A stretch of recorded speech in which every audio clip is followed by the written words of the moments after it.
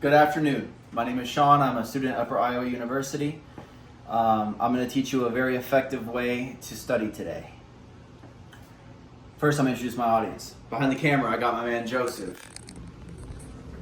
Next, I have my dog Bolt, my wife Ariana, my cat Hazel, neighbor Naya, neighbor Nate, wife's best friend Steph, my dog Diamond. All right, so let me just ask you all. How many of you have spent hours reading, highlighting, annotating notes just to walk into your test that you studied for and your mind goes blank and you can't recall what you studied? Every day. Okay, so majority.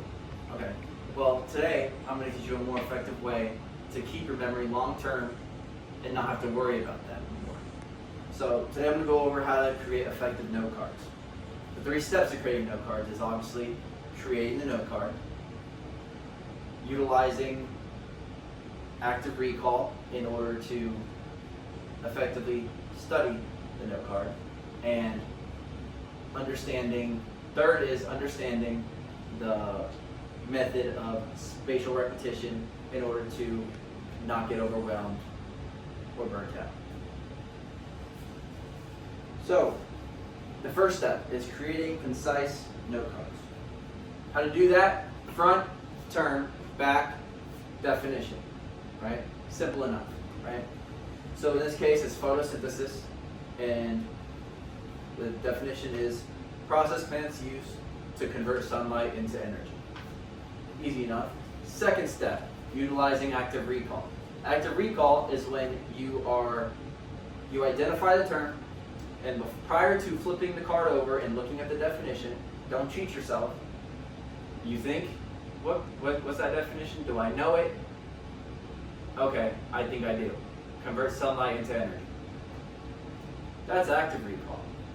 Passive recall, which is your do not do, your no-go, is you're going over your flashcards, whatever, photosynthesis, cellular respiration, whatever, and you're just photosynthesis, reverse light energy. And you're not actually retaining the information because you're not exercising your brain. Simple enough. Okay.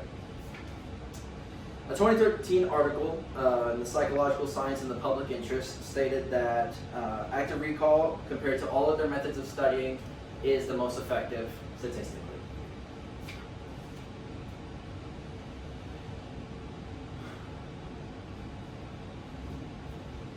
The third step, spatial repetition. Spatial repetition is the idea that in order to prevent burnout, you look at your cards periodically, no overuse of the cards, basically. You review your cards gradually, no cramming, review in spaced out intervals. Most effective way to do this is to sort out your cards in different piles. You got your well-known, least known, and new terms. You can also do that via an app, such as Quizlet. Quizlet's a very good method. Quizlet, Anki, and fun fact about these, you can actually schedule times where your phone will alert you and let you know when to study your cards. It is preferred to not overuse the cards. So if you have a test on Friday and you have a decent understanding of the terms, but you still need a refresher, you don't want to cram every single day, and you don't want to cram last minute. So you want to look at your cards Monday, you want to look at your cards Wednesday, and maybe Friday before the test. The most effective way to use them. Dr. Barbara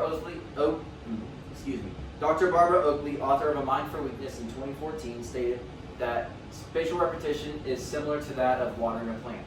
You don't want to overwater your plant, or it'll die. You don't want to underwater your plant, or it'll die. Similar to spatial repetition. You don't want to overuse the cards because you might get confused with the different terminologies.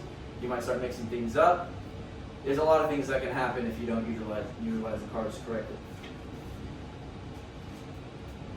In conclusion, what did we go over today? We went over how to create effective note cards, how to utilize them, and how to utilize the method of spatial repetition in order to retain memory for a longer time. Next time, instead of using regular notes and highlighting, nobody wants all that mess. Just next time, just flip, recall, and succeed. Thank you.